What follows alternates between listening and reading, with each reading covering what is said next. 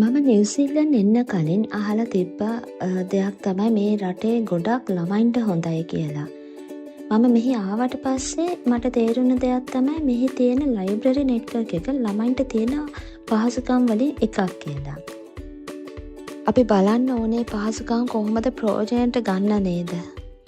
Google search එකෙන් Auckland library search කරලා join library online හරහා membership එක ගන්න පුළුවන්. හැබැයි පොත් බොරෝ කරන්න ලයිබ්‍රරි එකට ගිහිල්ලා membership card එක ගන්න වෙනවා.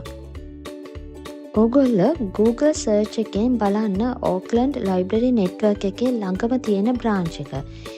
මම නම් කළේ ළඟම තියෙන branch එකට ගිහිල්ලා register වෙලා එතනම මම card එකක් ගත්තා.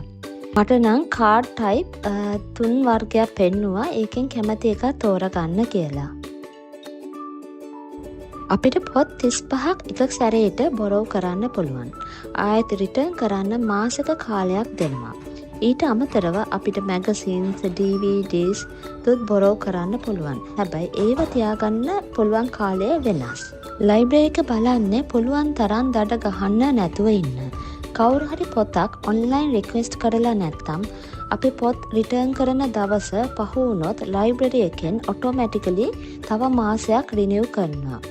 හැබැයි පොතක් ඩැමේජ් කරලා තිබ්බොත් පෙනල්ටි එකක් තියෙනවා.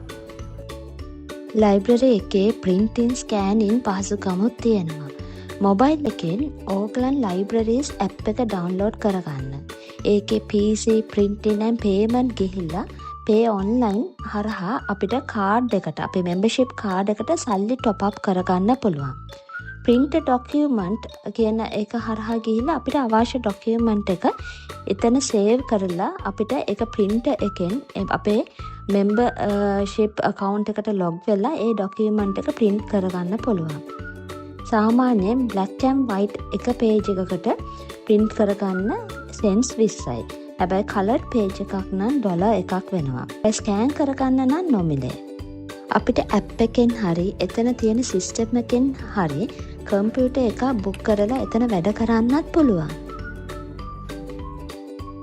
තවත් තියෙන පහසුකමක් තමයි ඕක්ලන්ඩ් ලයිබ්‍රරි එකේ බෝඩ් ගේම්ස් පසල් ගේම්ස් තියෙනවා. අපිට ඒව අරගෙන සති දෙකක් තියාගන්නත් පුළුවන්.